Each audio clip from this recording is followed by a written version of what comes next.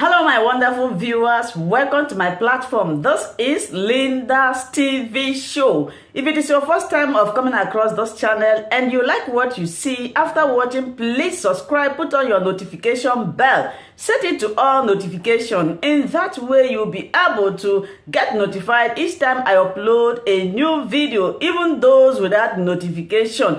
Here we react to all forms of videos, international and local. Every Saturday by 2 p.m. we have our interaction section. You are free to call in to air your opinion about the happenings in our society. Invite your friends, share my videos with your families and colleagues. Do not keep this information to yourself. Myself, I will be sitting down here to watch this video together with you from the beginning to the end. Then we'll go to the comment section and leave our comments, our opinion about the video we watch constructively. I'm your friend, Dr. Apoki, Dr. Charles Apoki. I want to share with you the reality of aging. The reality of aging. As you get older, there are new realities that dawn on you. New things you come to realize. And there are comments people are making on Facebook now on issues. By the time they get older, some of them will regret and feel ashamed of what they have said. And there's something about aging. Until you get to that point, you won't understand. A few days back, I slept early, by around maybe 9 o'clock. And then I woke up to use the restroom by around 2:30 a.m. I couldn't sleep until morning. And as I was online, I saw another person within the same age bracket with me. And she sent a message to me. And I asked her, "Are you not asleep? Why are you not sleeping?" By the next day, she called me. And I found out that she slept early too and woke up around that same time with me. And she couldn't sleep. So those of us around the age bracket of 60 and beyond, if we sleep too early, we'll find out that we'll wake up around 2:30, 3 o'clock, and you won't be able to sleep till morning. I now realized why our parents in those days, in the traditional setting, will tell stories, will stay awake outside until very late. In Robo language, they say adioto, that they are staying awake. It was to enable them fall asleep later in the night and then sleep till morning. Because by the time you wake up around 2:30, you think about your grandchildren, you think about your children, you think about, for me, I would think about 80 workers that I need to pay. I would think about one transaction I've not concluded. I would think about the buildings I'm building and all that. By the time I was 40 thereabout, these things were not challenges. If I fell asleep, I slept till morning, though I'm not used to sleeping early. So until you get to that age bracket, you will understand. Let me share some deep things with you. I hardly have seen things that old people wrote about the aging process. So I told myself when I got to 60 that I'll be sharing with you the things I'm experiencing as I get older. As you get older, your reality will change. You will find out that most things you cared for no longer matter. Your looks, your dressing, they no longer matter. Unless you're a musician. Your handsomeness, all the faces are developing wrinkles, they are developing bags and all that. The trace of your handsomeness might still be there, but you don't care really much. In those days, we worried about pimples on our faces. No, nowadays we don't worry. You worried about your hairstyle. Your hairstyle. If you were maintaining Afro hairstyle, it would take you a lot of money to maintain it now. It's very difficult to maintain it with gray hair. Thank God for SH0CKING that is able to keep his own gray. And all those hairstyles that we use the hot comb to pick, put well and stretch and all that. Nowadays, we want to shave the hair so that gray hair will not be there. Once gray hair is coming, my wife will tell me, why don't you shave it? In those days, if you were told to, they were barbing your hair and the barber wanted to cut the hair, if they were cutting your hair, the barber wanted to scrape it to gorimapa, like as I just showed you now, you will say no. That you should leave one small patch at the front here. Now we want it skin shaved so that you won't spend much energy shaving every time. That's one reality. Another reality is that gray hair itches. When the gray hair starts coming, you start itching. But what bothers me most is that most people you cared for, you spent your energies caring for, at a point, you just become an option. I was discussing with my wife this morning and she was ironing her point and all that. I said, see this girl that didn't know anything. This girl, I went and told her I wanted to marry her. She could not say yes, she could not say no. Until I married her, she was still saying no. This small girl, I told let's go to her back, she just followed me. This small girl that will say that she is lonely without me. This small girl that she will insist that I take her deliveries, that she didn't want another man to take her deliveries. This small girl I told, let's sell the hospital, let's move. I took a lot of risk with her, but now she's independent. At 60 plus, I think she will be 61 this year, she's on her own. You don't boss her, you negotiate with her. You don't come to meet a woman at this age that you are the head of the house. You negotiate with her. You talk to her calmly. And I told her that, frankly speaking, you don't need me any longer. You're just being responsible. My wife does not need me to feed. And I planned it like this years back when I was telling her that I know you don't need me any longer. I know you're just being responsible. I know you can feed without me. You can take care of yourself without me. And she was saying blah, blah. I said, no, I planned this deliberately. You remember when we newly married and you had not changed, you were not used to signing a poking. And you signed the check to UBA on a Friday afternoon to withdraw money. You signed the wrong signature irregular. Because I made her co-signatory to the account very early. So she couldn't sign the check well. I told her, if you don't sign this check, we will not eat. And so she had to sign and sign up to 3 times before she could withdraw money. I was thinking of today. I was thinking of when, assuming I'm not alive, assuming I'm not around, she could go on without me. I was telling her that, look, if I drop dead today, you don't really need me. You can go on, you can manage everything without me. That's the reality. Most of the people you cared so much about, you spent your energies. When you reach a certain stage in life, they don't need you.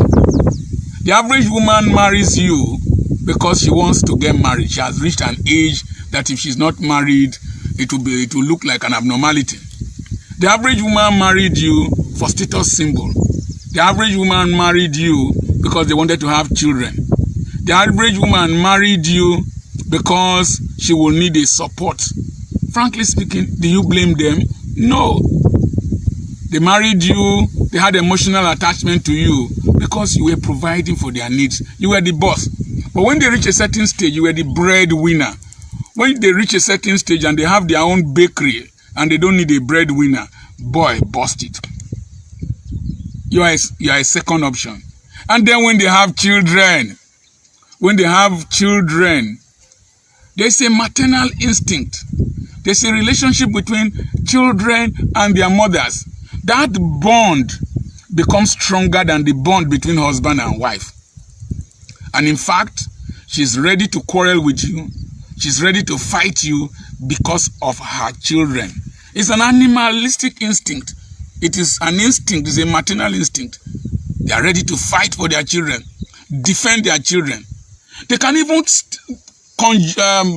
deceive you when you are much younger, to flog them, to discipline them. As they get older and they get more mature, they start earning an income.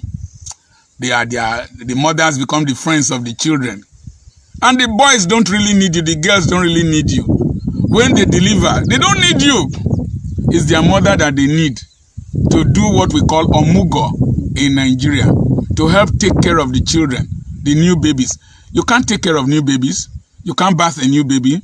You can't stay awake to take care of a new baby. So the mothers, the children still need their mother. And so the women will travel overseas. They will go and stay with their children, leave you at home. For 3 months, they don't need you. She's no longer interested in sex, particularly if she's very religious. The reason she was having sex with you in those days was for you to have children. She wanted to have the number of children she will have. And you remember in those days, when you tell her you want to go to Jerusalem always, she will ask you, nah, food, nah, every day, you know, they tired. Now, if you go even at this age, because of, imagine me, I leave this farm work and everything, I want to go to Jerusalem. Within a few minutes, the male organ is singing, I surrender all unto thee, madam. The woman will say, she will hiss, just now? Or the one they worry since just now? So some of them have even removed their minds from sex. They are no longer interested. So you are a second option. And then your children. You know, mine have started getting married. When they get married, you see them with their wives, they will take one posture, pre-wedding pictures. They will do like this. The one you didn't do with your wife, they are not doing it. Doing that. You, mumu, you will bring out money, spend for the wedding, do that. After that, your daughter and the husband, they are their friends. They are there. You are a second option. Second option. They might not remember to call you. When you call them, sometimes it's an answering, a voice machine that will answer you. Then when the boys marry, the boys are even worse off. When they marry, the love of my heart, the pillar of my life, I just see them, first anniversary, second anniversary, the best thing that ever happened to you. Me when train you, I was the worst thing, no be so? Me when feed you, you just see one girl now, the pillar of my heart, the best thing that ever happened to me. I agree, the best thing that ever happened to you. You can't blame them.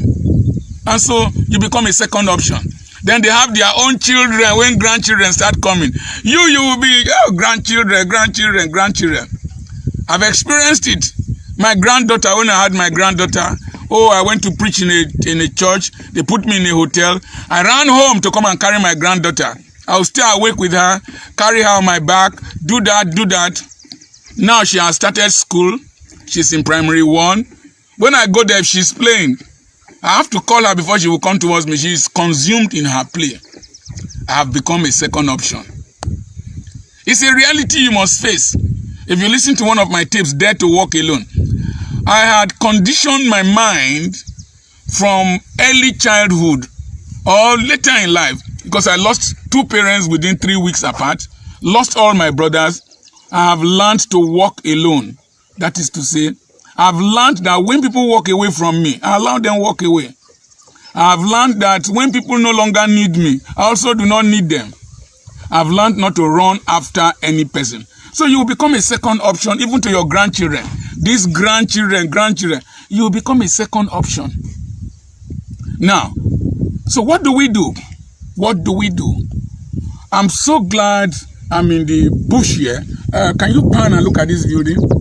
You look at this building. I'm here. I'm enjoying myself. Why am I enjoying myself? I'm doing what gives me pleasure. This building I'm building now, I'm 63. If you add 27 years, I will be 90 years. 90. This building at 90 will not mean much to me. A lot of the things I'm doing now will not mean much to me when I get to 90. But why am I doing them?